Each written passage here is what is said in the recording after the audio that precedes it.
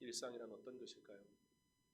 저기 있는 이들에게 이미 충분히 어려운 삶 속에서 찾아온 코로나19는 어떤 의미일까요? 아마 저들에게 코로나19의 두려움은 우리보다 덜할 것입니다. 왜냐하면 저들은 이미 충분히 최악의 삶을 살고 있기 때문입니다. 우리가 고통을 느낀다는 것은 어쩌면 그만큼 우리의 삶이 평범했거나 평안했다는 뜻일 수도 있습니다. 우리의 삶에 아픔을 느낀다는 것은 그 전까지는 우리에게 아픔이 없었다는 뜻이기도 합니다. 이미 수많은 사람들이 아픔 속에 살아가고 있다면 또 하나의 아픔은 그저 또 다른 아픔일 것입니다. 세상은 떠들썩합니다. 내년의 경제 지표는 어떻게 될 것인가? 성장률은 마이너스를 이룰 것이라고. 그 가운데 어떤 나라는 그 마이너스의 폭이 어마어마할 것이고 그 와중에 어떤 나라는 소폭 마이너스에 처할 것이라고. 내년에는 조금 소망을 기대해 볼지도 모른다고 사람들이 미래를 말하고 기대를 말하고 있을 때 사실 어떤 이들에게는 그러한 것들은 아무 의미가 없습니다. 사회적 거리두기라는 말이 저들에게는 과연 어떤 의미가 있을까요? 사회적 거리두기요. 이미 인생이 자신들을 세상이 거리를 두고 내몰아버렸는데 더 거리를 두라고요? 삶의 문제가 걸려 있는데 안전을 지키기 위한 예방을 하자고요?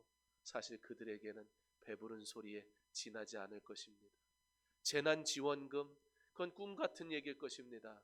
그건 대한민국이나 같은 그런 나라들이나 할 수 있는 일이지 그들에게는 정부가 쓰레기산을 없애고 싶어도 당장 그들에게 일자리를 줄 수도 없고 생계를 유지할 수도 없기 때문에 쓰레기를 저대로 방치해 놓고 살도록 내버려 두는 것 외에는 방법이 없는 나라에서 재난지원금이라고요. 그런 건 존재하지 않는 것입니다. 그러나 그곳에서도 사람들은 살아갑니다. 그러나 그곳의 생명도 귀합니다. 그러나 사실 그들도 코로나19 바이러스가 두렵습니다. 그들이 당장의 어려움 때문에 미처 안전이라는 것을 생각할 수는 없다 해도 불현듯 자신의 자녀를 바라보며 부모를 바라보며 그들의 생명은 다르기를, 그들의 삶은 다르기를 소망하는 가운데 꿈도 펼쳐보지 못한 채 이 바이러스라는 문제 앞에 사그러 버릴까 사실 노심초사 걱정하고 눈물 흘릴 것입니다. 저 영상을 통해서 우리의 문제가 그들의 문제보다 심각하지 않으니 우리의 문제를 하나님 앞에 구하는 것이 합당하냐 이런 얘기를 하고 싶은 것이 아닙니다. 우리는 각자의 삶의 형편에서 찾아오는 문제 앞에 괴로워하고 슬퍼합니다. 우리가 이전에는 그렇게 괴로운 삶을 살지 않았으니까 우리가 이제 괴로움이 찾아오는 것 그까짓 것 당연하게 여겨도 된다는 말이 아닙니다. 오히려 괴로움이 없었던 인생일수록 문제가 덜한 인생일수록 문제가 찾아오면 더 그 고통은 심해질 것이니 누구에게나 괴로움은 그저 괴로움일 뿐입니다. 그래서 우리는 하나님 앞에 간구합니다. 하나님께서 나를 돌보시고 나를 지키시기를 우리는 원합니다.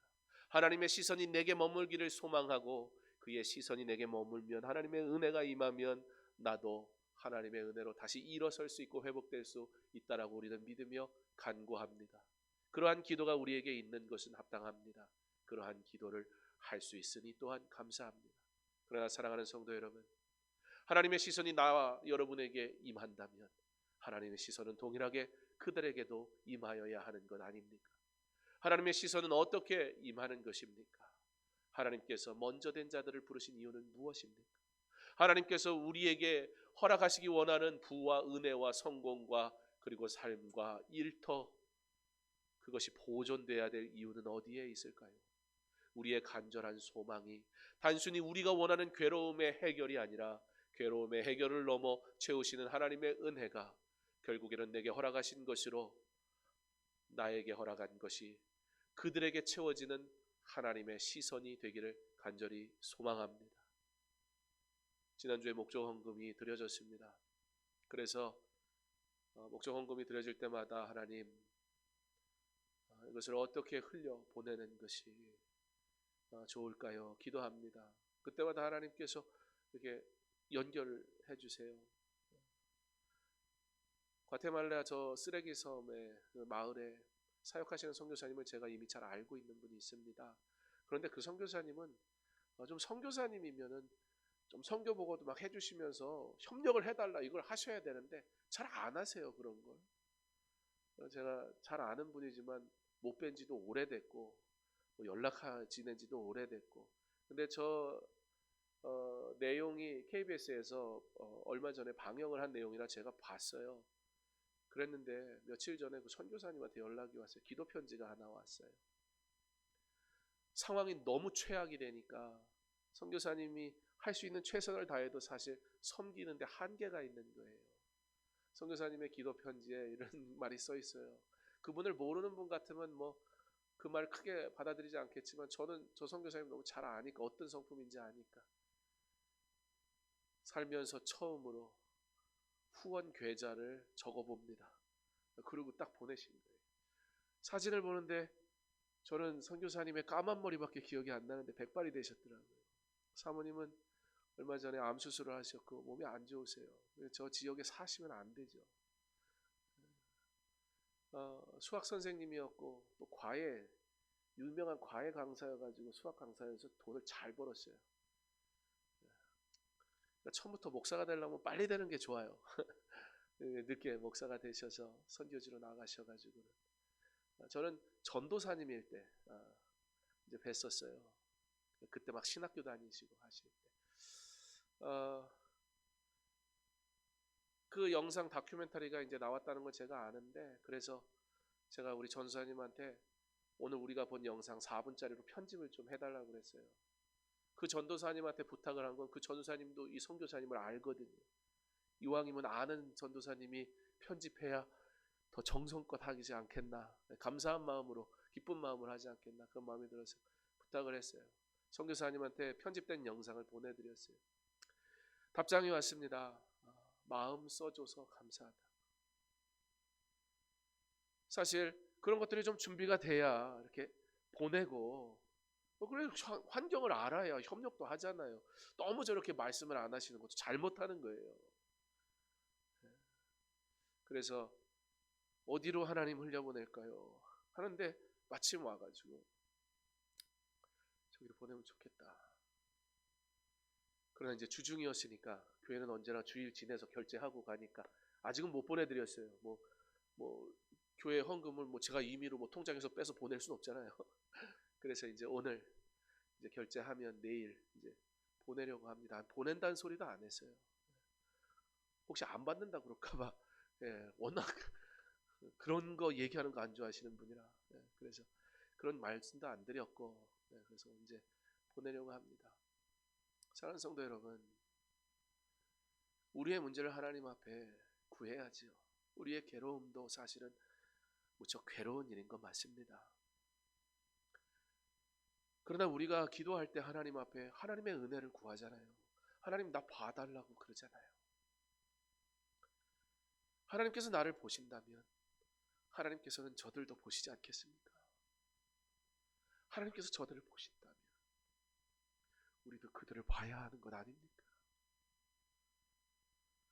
평안할 때 그들을 돕는 것 당연합니다. 어려운 때 저들을 돕는 건 더욱 당연합니다. 어려운 때입니다. 예, 맞습니다. 사실 여러분의 삶이 지금 쉽지 않을 텐데 그러나 우리에게는 삶의 불편함인지 몰라도 문제라는 것이 저들에게는 생존의 문제입니다. 그 생존에 허덕이는 저들에게 코로나 바이러스가 찾아왔습니다. 사회적 거리두기요. 쓰레기를 주스면서 옆 사람과 거리를 두며 주술 여유가 있습니까? 하나라도 더 주서야 오늘 하루를 연명하는데 하나님의 시선이 그곳에 있다면 우리의 시선도 그곳에 있어야 할 줄 믿습니다. 무엇보다 하나님의 은혜를 구한다면 더욱더 우리의 시선이 하나님의 시선이 머무는 곳에 있어야 할 것입니다. 하나님이 보시는 곳을 내가 바라볼 때 그때 주께서 나를 보실 것입니다. 그게 은혜입니다. 은혜는 하나님이 나를 보심으로 시작되는 것입니다. 우리는 계획도 많고 생각도 많지만 삶에 진정한 드림과 헌신이 없을 때가 참 너무나 많습니다. 말씀대로 사는 겁니다. 그게 그리스도인입니다.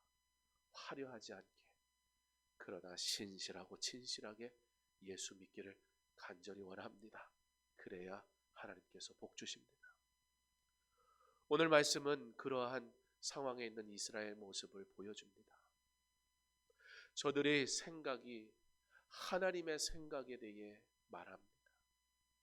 하나님이 허락하신 일이니 그것을 달라고 구합니다. 그런데 하나님은 뭐라고 말씀하십니까? 너희들이 원하는 것 들어주겠다는 거예요. 그러나 너희들이 울부짖을 때 대답하지 않으시겠다는 거예요. 사랑하는 성도 여러분, 하나님이 우리에게 주시는 진정한 축복은 무엇입니까? 그가 기뻐하시는 것을 우리가 구함으로 받을 때 그것이 복인 것을 믿으시기 바랍니다. 그러나 하나님께서는 우리가 떼쓰고 달라고 하면 허용하시기도 합니다. 그러나 그것은 하나님이 우리를 경고하시기 위한 허용이지 그것이 복이 아닙니다. 그런데 우리의 수많은 기도들은 사실 우리의 삶의 문제의 해결에 있다 보니까 하나님의 뜻, 하나님의 영광, 하나님의 기뻐하심에 관심이 없다 보니 나의 것을 받은 것이 복이라고 말할 때가 얼마나 많은지 모릅니다. 그런데 그것 잠시 우리에게 만족을 주겠지만 그 끝은 무엇입니까? 부르짖을 때 내가 외면하겠다는 겁니다. 도대체 오늘 이스라엘 백성들은 무엇을 했기에, 도대체 오늘 이스라엘 백성은 얼마나 심각한 상황이었기에 이와 같은 간구를 하였으며 왜 하나님은 진노하셨을까? 수천 년 전의 사건을 통해, 그러나 동일하게 우리와 함께 하시며 동일하게 역사하시는 하나님, 우리에게 요구하시는 바가 무엇인지 말씀을 통해 듣기를 간절히 원합니다. 이 세상은 참 변화가 많은 세상입니다. 그리고 이제는 그 변화가 얼마나 빠르게 이루어지는지 모릅니다. 시대마다 변화가 언제든지 있었습니다. 우리가 익숙하던 것들이 느닷없이 사라지는 일들이 언제나 존재했다는 것입니다. 요즘 우리가 불편하게 느끼는 이유는 무엇일까요? 우리에게 익숙한 것들이 더 이상 익숙한 것이 되지 않았기 때문에 그렇습니다. 우리가 익숙했던 것들이 이제는 안 된다라는 메시지가 우리에게 들려오니까 답답한 겁니다. 잘 모르겠습니다. 도대체 언제 우리는 마스크를 벗을 수 있을지 그 누구도 예측할 수가 없습니다. 아니 어쩌면 이제 우리는 예배드리기 위해 마스크를 쓰는 것이 일상이 될지도 모릅니다. 우리 찬양대원을 보면서 오늘 제가 그런 생각이 들었는데요. 마스크 쓰고 노래 부르는 실력도 느신 것 같다. 네. 왜냐하면 마스크 쓰고 노래하는 게 너무 힘드시잖아요. 그렇죠? 여러분 여기서만 마스크 쓰고 찬양을 하시는 게 아니라 연습도 마스크 쓰고 하세요. 그러니 이게 얼마나 괴로운 일이에요. 그죠? 이제 공개적으로 이렇게 얘기했으니 연습 때 조금도 못 벗게 생겼죠. 그죠? 그런데 안타깝게 어쩌면 평생 그래야 될지도 모른다는 거예요. 그런데 여러분 너무 두려워하지 않았으면 좋겠습니다. 우리는요 생각보다 잘 적응합니다. 우리는 생각보다 잘 잊어버립니다. 사실 그것도 은혜입니다. 여러분 우리 인생에게 가장 슬프고 괴로운 일은 무엇일까요? 아마 사랑하는 자의 죽음일 것입니다. 사랑하는 자의 죽음은 사실 말로 표현할 수 없는 아픔이고 슬픔입니다. 그 괴로움을 누가 다 이해할 수 있겠습니까? 그러나 여러분 보세요. 하나님은 우리에게 망각을 하게 하셨어요. 잊어버리게 하셨다는 거예요. 그러므로 고통 가운데 있지 않게 하시려고. 때로는 하나님의 은혜는 우리에게 고통 가운데 있지 않게 하시려는 잊어버리는 은혜로 주어지기도 합니다. 그러나 우리와 방법과는 다를 수 있지요. 그것을 우리는 은혜라고 사실 생각해 본 적이 없습니다. 괴로움이 잊혀진 게 사실 그거야말로 진짜 은혜거든요. 여러분 아무리 내가 원하는 모든 것을 다 누린다 하여도 내 삶의 이 괴로움의 문제가 단 한순간도 잊혀지지 않는다면 여러분 그 사람은 살 수가 없어요. 먹는 것도 중요하고 부해지는 것도 중요하고 성공하는 것도 중요하지만 이 모든 것이 내게 다 주어져도 내 삶이 모든 순간에 계속 괴로워하고 있다면, 그 슬픔을 이겨낼 어떠한 능력도 없다면 사실 그럴 능력이었거든요. 방법이었거든요. 유일한 방법은 잊어버리는 거예요. 물론 불현듯 생각나서 눈물이 흐를 때 있지만 끊임없이 그 생각이 나서 계속 흘리지는 않더라는 거예요. 사실은 우리는 소름 끼칠 정도로 그렇게 현실주의적이고 이기적이며 슬픔이 영원할 것 같지만 나의 것을 찾아 따라가느라 그것마저도 어느덧 다 잊어버리는 게 인생이라는 겁니다. 그 이스라엘 백성들이 잊어버리는 은혜를 엉뚱한 데 사용했어요.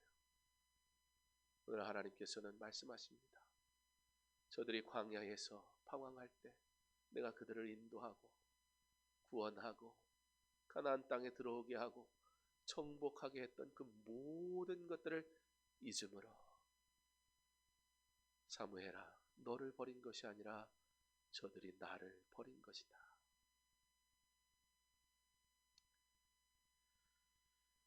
이스라엘 백성들은 왜 왕을 요구했을까요? 사실 사무엘이 있었던 시대는요, 이스라엘이 사세 시대 치고 평안한 때였어요.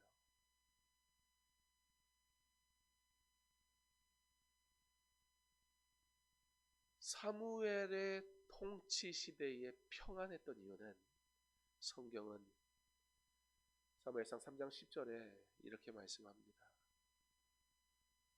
말씀하옵소서, 종이 듣겠나이다. 사무엘은 철저하게 말씀의 사람이었습니다.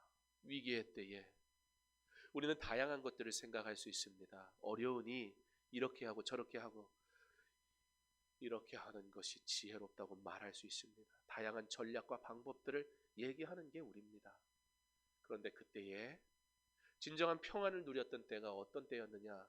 사무엘은 바로 말씀하옵소서. 하나님, 나는 하나님의 종입니다.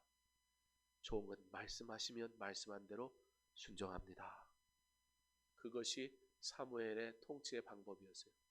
미즈바의 사건, 그리고 그 이외의 모든 상황 속에서 사무엘은 그와 같이 말씀 속에 살았고 말씀으로 이스라엘 백성들이 살아가게 했고, 그가 이제는 나이 들어 라마로 돌아가서도 여전히 말씀을 가르치고 말씀대로 살 것을 권면하며 살아갈 때 이스라엘 가운데 평안이 있었습니다. 물론 이 평안은 일시적인 평안입니다. 그리고 이 평안은 세상에 존재하는 평안이기 때문에 사실 외적인 문제들이 없었던 것은 아닙니다. 그러나 사실 이 외적인 문제조차도 누가 만들어낸 것입니까? 가나안 땅을 정복했을 때 가나안 땅에 정복하는 하나님의 원칙이 있었습니다. 그것이 무엇이었습니까? 모든 이방인들을 내어 쫓아내는 것이었습니다. 그들과 함께 해서는 안 됐습니다. 반드시 정복해야 했습니다. 그러나 이스라엘이 마지막에 그 일을 제대로 처리하지 못하게 됩니다. 그래서 가나안 땅에 일부 안악 자손들이 남아있게 됩니다. 가나안 땅에 다른 족속들이 머물게 됩니다. 결국 이것이 모든 문제의 씨앗이 되게 되고요. 시간이 지나니까 그들도 강성해지기 시작합니다. 강성해지니까 무엇을 꿈꾸겠어요? 복수를 꿈꾸겠지요. 그들의 입장에서 이스라엘 백성들은 누구예요? 자기들에게 와서 자기들을 정복한 사람들 아닙니까? 복수해야 되지 않습니까? 자, 주변의 국가에서 끊임없이 전쟁이 일어납니다. 이스라엘이 하나님의 말씀 앞에 순종하지 않으므로 그들이 어려운 중에 살아갔는데 말씀 앞에 돌아오게 했을 때 그들이 그래도 평안을 누렸다는 겁니다. 그런데 여전히 그들의 눈에는 자기들을 정복하려고 하는 다른 족속, 나라들이 보였다는 거예요. 그들의 시선이 그들을 향해 바라보며 도대체 왜 이 문제는 해결되지 않는 것일까? 도대체 어떻게 해야 이 문제를 해결할 수 있을까? 생각했습니다. 그리고 그들의 눈에 딱 보인 게 있어요. 그게 뭘까요? 저들은 다 있는데 우리는 없는 게 있더라는 거예요. 그게 뭘까요? 오늘 말씀의 제목이 무엇입니까? 우리도 왕이 있어야 하리라. 아, 우리에게 왕이 없어서 이와 같은 문제가 있었구나 라고 생각했다는 것입니다. 그래서 왕을 주십시오. 왕을 주십시오. 우리에게도 왕을 주십시오. 그런데 여러분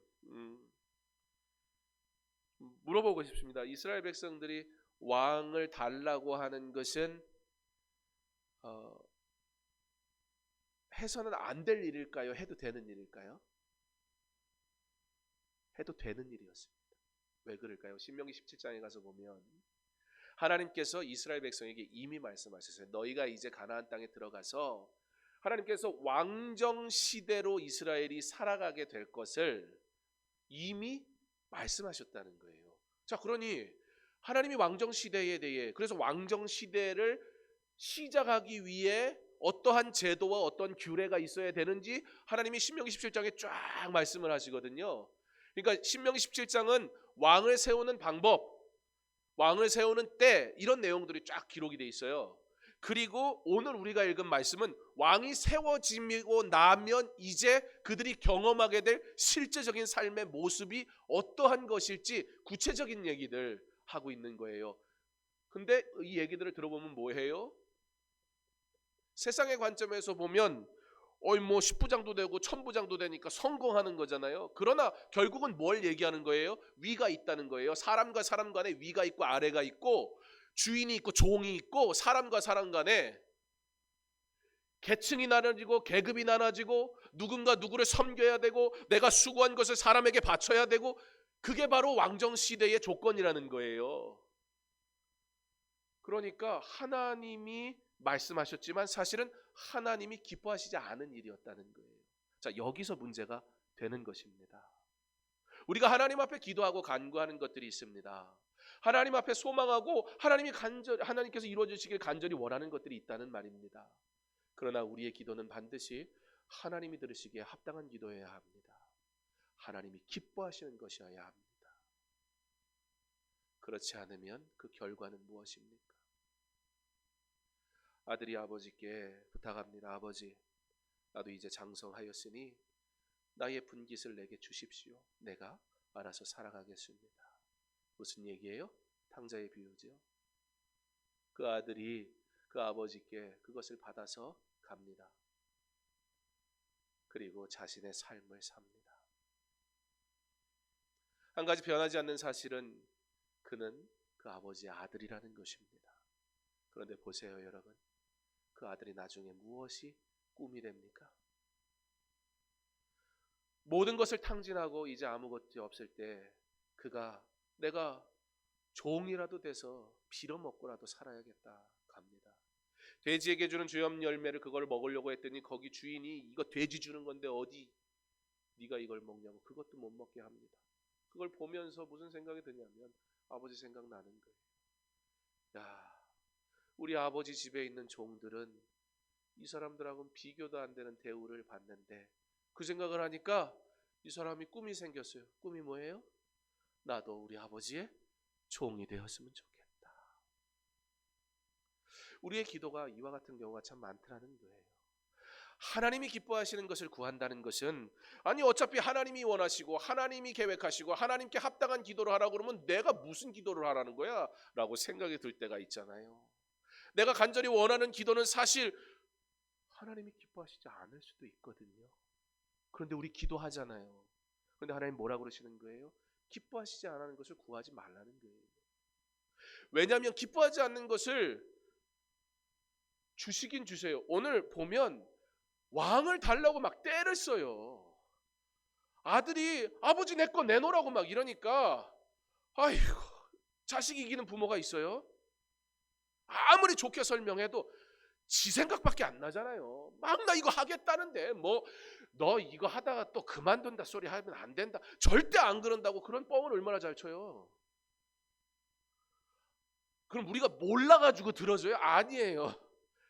아휴, 자식이니 또 어떻게 이거야. 지가 하겠다는데. 하나님께서 이스라엘 백성에게 너희가 가나안 땅에 들어가서 이제 좀 먹고 살만하면 너네 왕 달라고 할 거야. 왕이 생각이 나거든. 이게 무슨 얘기냐면 신명기에 그렇게 말씀하시는데, 그 말은 왕이 꼭 필요하니까 내가 너에게 반드시 줄 거야 그런 뜻이 아니라, 이제 먹고 살만하니까 전에는 당장 뭐 방황하던 인생, 그렇죠. 광야에서 방황하던 인생이 그 땅에 들어가고, 와, 내 땅, 이제는 내가 농사해서 수확할 수 있고, 이것만 해도 막 감사하고 기쁘고 좋았단 말이에요. 하나님 앞에 감사하기 바쁜데 뭘 이것저것 요구하면 양심이 있지. 근데 이게 좀 먹고 살만하고, 땅을 주시니까 하나님인데 내가 나름 수고하고 열매도 맺고 막 곡식을 거두고 이러니까 이거 내가 한 것 같단 말이에요. 내 것 같단 말이에요. 그러니까 이거 내 것을 가졌는데 막 옆에 쳐들어오고, 가끔은 내 밭 그냥 쑥대밭을 만들고 가고 막 이러면, 야, 내 수고가 이게 헛된 것이 되고, 하나님은 왜 나를 안 지키시는 거야 원망하게 되고, 내 손해가 찾아오고 내 문제가 찾아오면 괴로워한단 말이에요. 자, 그러면 어떤 생각이 들어요? 하나님이 나를 안 지키시는 것 같아. 하나님 나 보호 안 하시는 것 같아. 도대체 저 나라들은 뭘 저렇게 믿고 저렇게 쳐들어오는 거야? 가만 생각해 봤더니 왕이 다 있는 거예요. 아, 우리도 왕이 있어야겠다 라고 너희들이 생각이 날 거야, 그 말씀하신 거예요. 하나님 우리 생각의 수준이 어디에 있는지 하나님 다 알고 계시거든요. 아무리 폼 잡아봐야 우리가 하는 생각이라는 게 어디를 향하고, 우리의 눈이 세상을 어떻게 향하고 있는지 하나님이 알고 계셔요. 너희들 세상을 보고 그 왕 달라는 소리를 할 거야. 안 하면 좋은데 니들이 안 하겠냐. 그러니 이 불쌍한 인생들이 달라는데, 하나님은 긍휼히 여기시는 분이니까 내가 왕 줄게. 근데 그 왕은 반드시 너희들 가운데서 뽑아야 된다. 그러면서 하나님이 규칙을 주시는 거예요. 왜요? 그 왕이 지금 엄청난 변화가 일어난 거거든요. 어떤 변화예요? 신정국가에서 왕정국가로 바뀐 거예요. 근데 이게 여러분, 신정국가가 좋은 거예요? 왕정국가가 좋은 거예요? 답하기가 좀 그렇잖아요. 그렇죠? 이거는요, 비교의 대상이 아닌 거예요. 가장 고차원적인 삶을 살던 이스라엘 백성이 이제는 사람의 종이 되겠다고 스스로 낮아지겠다는 거예요. 그러니까 오늘 말씀에 너 그렇게 되면 지금은 당장 왕이 있으면 뭔가 달라질 것 같고, 제도를 만들고 규칙을 만들면 뭐 좋아질 것 같고, 세상의 방법을 갖다가 교회에다가 활용하면 뭔가 되게 합리적일 것 같고 막 이렇지. 만족은 되지요. 그런데 교회 일이 그렇게 되든가요? 하나님의 방법이 우리가 생각하는 그런 식으로 일이 진행이 되든가요? 아니, 여러분, 다르게 물어보겠습니다.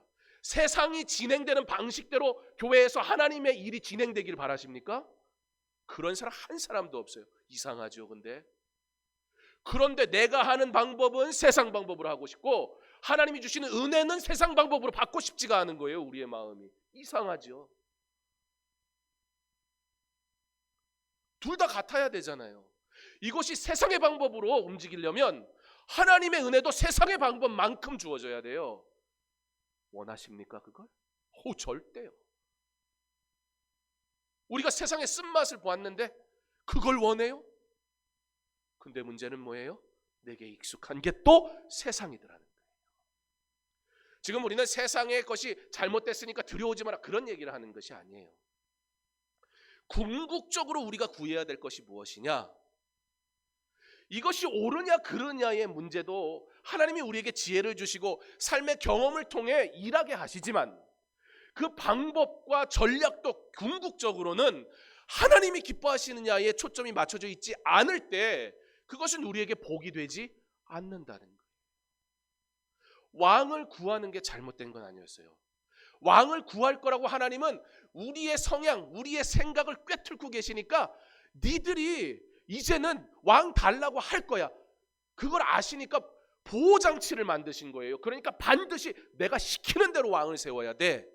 그렇지 않으면 이게 너희들에게 괴로움이 되니까 우리를 위하여 허락을 늦추신 거란 말이에요. 이스라엘 백성에게 끊임없이 찾아오는 이 주변 국가의 침략은 괴로움이었단 말이에요. 빨리 해결되고 싶은 마음이 있었단 말이에요.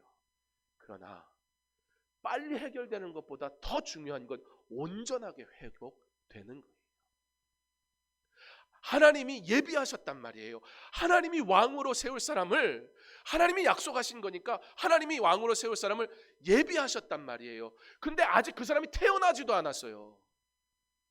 태어나지도 않았는데 달라는 거예요. 계속 달라는 거예요. 그래서 6절에 사무엘이 열이 받았어요. 어디에 열 받았냐? 그렇게 행동하는 것도 열받았고 또 한 가지 뭐가 열받았냐? 사무엘이 얼마나 수고했어요? 근데 성경에 사무엘이 뭐라 그래요? 라마로 간 이유는 이제 사무엘이 늙었기 때문이에요. 그래서 라마로 돌아가서 거기에서 남은 삶을 하나님의 말씀으로 가르치며 백성들을 인도하는 사역을 하며 살았단 말이에요. 근데 이스라엘 백성들이 사무엘이 말씀으로 하나님 앞에 서 있었기 때문에 이스라엘이 그나마 평안을 누렸는데 지금 뭐라고 하냐면 사무엘한테 뭐라고 하냐면 당신은 늙었으니 딱 그러는 거예요. 왕 달라는 거예요. 왕을 좀 더 효과적으로 일할 수 있는 사람을 달라는 거예요. 왜 효과적으로 일하는 게 잘못됐습니까? 그렇지 않아요. 우리 하나님은 불합리한 분이 아니에요. 그러나 문제는 뭐예요? 하나님이 그런 말을 할 걸 이미 알고 계셨기 때문에 신명기 17장에 말씀하신 것처럼 너희가 그 왕을 세우는 방식, 그 모든 것들 이렇게 해야 된다라고 이미 이스라엘 백성이라면 누구나 알고 있었어요. 달달달달 외우고 있었어요.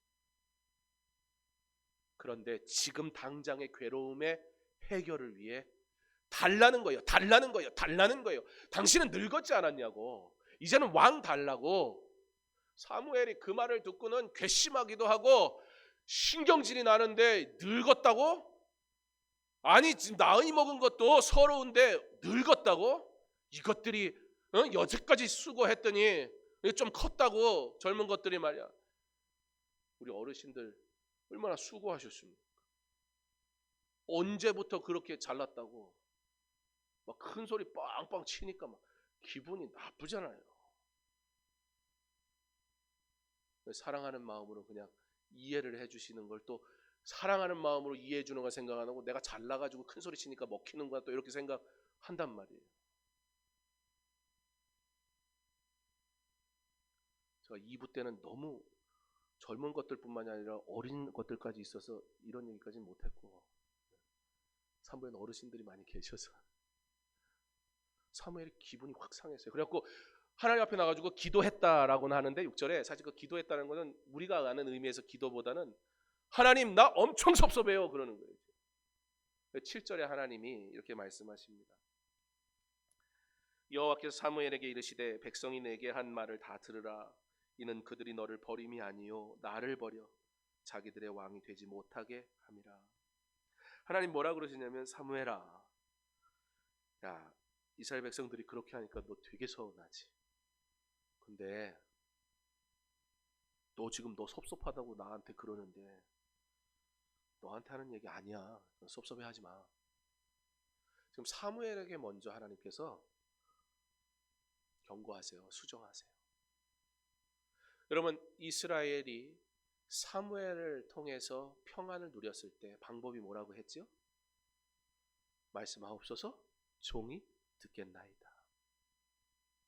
그래서 하나님은 7절에도 말씀하시고 22절에도 동일한 말씀을 하시는데 그게 뭐냐면 그들이 원하는 대로 들어줘라. 사무엘아 너는 내가 말하는 대로 듣는 것이 너의 사명이다 라고 말씀하신다는 거예요. 그러면서 동시에 이 들어주심은 어떤 의미냐? 여기서 들어주심은 복의 개념이 아니에요. 여기서 들어주신다는 것은 경고의 개념이에요. 사랑하는 성도 여러분, 합당한 것을 구하지 않을 때 하나님께서 우리가 원하는 대로 해결해 주시지 않는 것이 복인 것을 믿으시기 바랍니다. 그런데 계속 때를 써요. 계속 달라는 거예요.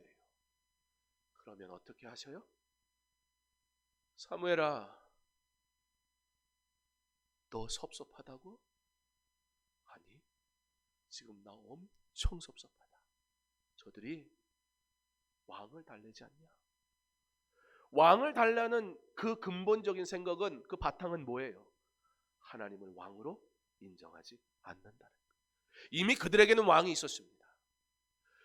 하나님의 나라는 하나님의 통치 속에 있는 겁니다. 하나님의 교회는 하나님의 주권 속에 있는 것입니다. 하나님의 성도는 하나님의 인도하심 속에 살아가는 것입니다. 어떻게 해요? 그를 나의 왕으로 모심으로. 그런데 그들이 우리에게 왕이 없어서 이 고난을 당한다고 말하는 거예요. 왜 하나님의 뜻에 합당한 기도여야 합니까? 하나님이 우리를 외면하지 않으시기 때문에. 하나님이 우리를 고통 중에 그냥 내버려 두시는 분이 아니기 때문이에요. 그런데도 때로는 우리가 고난 속에 있단 말이에요. 그럼 버리신 것입니까? 아니에요. 하나님의 완전한 계획이 우리 안에 있음을 우리가 믿는다면 우리가 구할 바는 하나님의 때에 하나님의 뜻이 이루어지게 하옵소서. 하나님이 왕을 주겠다고 하셨잖아요.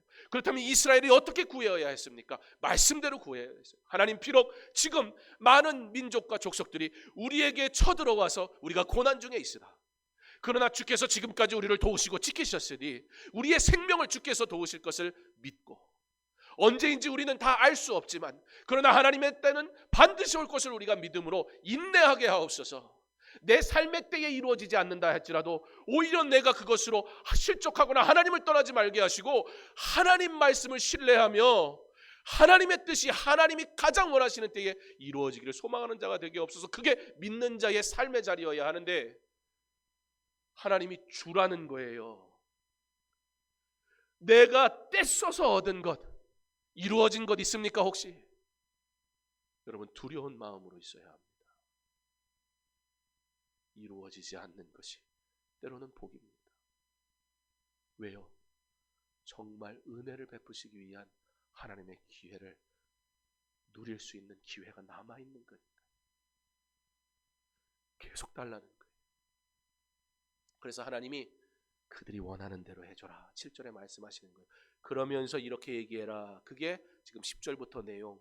그렇게 하면 왕이 세워지면 10부장을 1000부장을 뽑아야 되고, 너희들의 곡식에 11조를 갖다 바쳐야 되고, 너희들이 군대를 만들어야 되고, 군대를 만들면 거기에 필요한 병거를 만들어야 되고, 수고해야 되고, 너희의 자녀들이 왕의 종이 되어야 하고, 이런 문제가 있는데 하나님을 왕으로 모시지 않는 이스라엘아, 왜 하나님의 종 되려 하지 않고 사람의 종 되려고 하느냐라고 허락하시지만 경고하시는 거예요. 영적으로 민감하여야 합니다. 하나님의 허락하심이 하나님의 뜻이 아닌 것을 구함으로 경고로 주시는 허락하심이라면 내려놓아야 하지 않겠습니까? 근데 뭐라 그래요? 이스라엘 백성들이 사무엘이 얘기하니까 백성이 사무엘의 말 듣기를 거절하여 이르되 아니로소이다. 이거 보세요. 욕심이 사람을 얼마나 담대하게 만드는. 하나님이 말씀하셨다는데 뭐라고 하냐면 아니라는 거예요. 하나님의 비전이 나의 비전이 돼야지.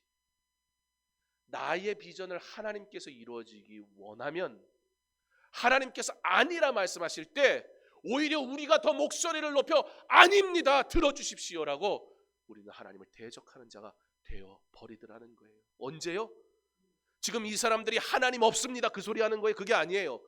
하나님이 약속하신 거잖아요. 인생은요, 우리가 주의 일을 할 때요, 얼마나 그것을 이용해서 나의 유익을 챙기려고 하는지 몰라요.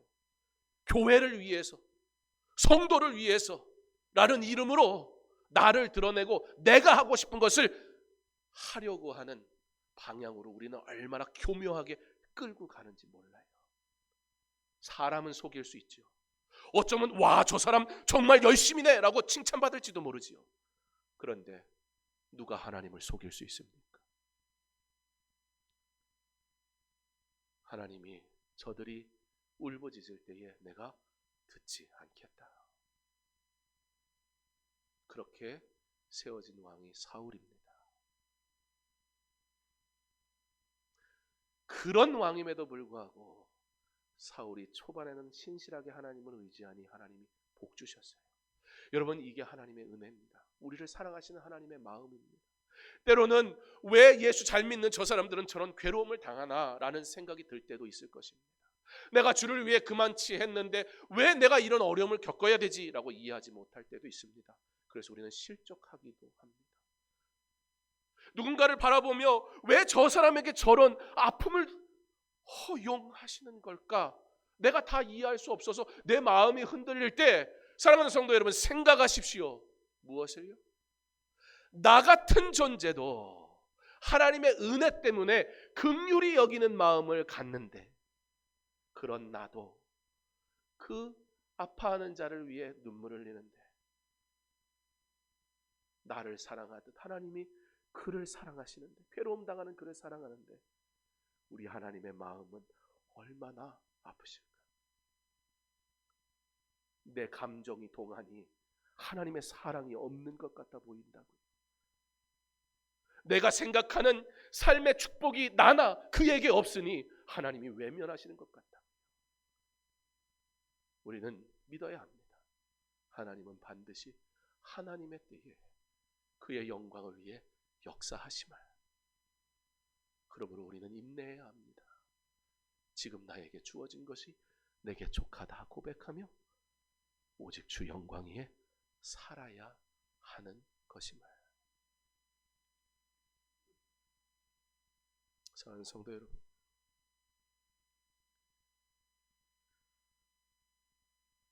하나님이 택하신, 하나님이 뜻하신 것을 따라 살아가야 합니다.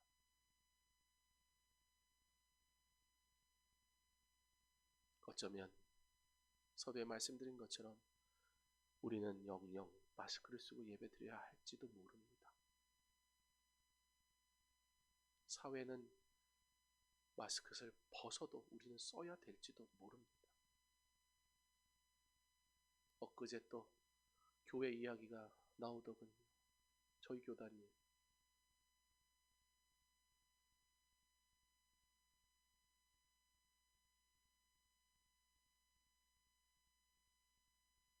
그 교회 담임 목사님 저희 아내가 출석하던 교회 전도사님이었어요. 하나 건너 보면 다 아는 사이예요. 그 교회 직전 목사님 저도 잘 알고 저희 아버지도 잘 알고, 인간적으로 보면 너무 안타까운 거예요. 왜 그런 일이 일어났지? 다 이해할 수는 없습니다. 정말 좋은 건 교회에서는 하나도 이런 사건이 안 일어나요. 너무 그래야 좋잖아요. 그죠? 교회 오면 병 안 걸려 이러면 여러분 얼마나 좋습니까? 근데 아니요. 오히려 그게 맞는 것 같습니다. 교회 오면 병 안 걸리면 교회가 우상이 될 겁니다. 이 건물이 우상이 될 겁니다. 우리는 철저하게 율법주의적으로 예배 드릴 겁니다. 아니, 우리는 어쩌면 두려운 마음으로 예배 빠지지 못할 겁니다. 그 파워를 경험했는데 어휴, 생각만 해도 끔찍하지 않습니까? 교회 갔더니 아무도 안 걸려요. 그러면 교회 안 가면 걸릴 것 같잖아요. 그러니까 하나님 앞에 감사하는 마음, 기대한 마음이 아니라 막 죽을까 봐 오는 거예요. 죽을까 봐. 그 인생이, 도살장에 가는 그 인생이 얼마나 처량합니까? 우리 하나님의 기적과 은혜는 그런 것들이 아니라는 거예요. 우리가 세상 살아가는 동안 우리는 아프기도 하고 괴롭기도 할 겁니다. 그러나 반드시 기억하십시오. 하나님의 말씀, 하나님의 뜻대로 살아가는 자, 누구보다 하나님이 그 영혼을 바라보시고 아파하시고 긍휼히 여기십니다. 누가 문제예요? 달라고, 해달라고, 이렇게 해주라고, 다른 거 다 필요 없다고 하나님의 뜻을 싸그리 뭉개버린 채 하나님의 이름으로 하나님의 능력을 내 마음대로 구하는 성도, 교회를 사람의 것으로 만드는 자들, 이것을 나의 이름을 나타내는 기회로 만들어버리는 세속적인 교회. 하나님은 뭐라고 하세요? 그들이 울부짖을 때 내가 듣지 않겠다. 주께서 이 교회를 사랑하시는 줄 믿습니다. 단순히 보여지는 문제로 우리가 판단하지 않기를 바랍니다. 그러나 더욱 신실하고 교회와 성도가 더욱 정결하기를 바랍니다. 그게 하나님의 뜻입니다. 그러면 말씀하옵소서. 종이 듣겠나이다. 이스라엘의 평온을 허락하신 하나님께서 저와 여러분의 삶에도 평안을 허락하실 줄 믿습니다. 그가 주시는 평안으로 내 뜻대로 되지 말게 하시고 아버지의 뜻대로 되기를 소망하며 이 믿음의 길을 담대하게 걸어가는 저와 여러분 될 수 있기를, 어려움을 살아가는 방법, 말씀 안에 있음을 믿음으로 더 말씀을 가까이 하시기를 주님의 이름으로 축원합니다. 사랑의 하나님 감사합니다. 말씀이 생명임을 믿습니다. 이 생명 안에 날마다 거하게 하여 주옵소서. 한 번의 예배로 끝나지 말게 하시고 한 주간의 온전한 생명의 말씀으로 가득 채워진 복된 인생 되게 하여 주시옵소서. 예수님 이름으로 기도합니다. 아멘. 찬송가 321장 찬양하겠습니다.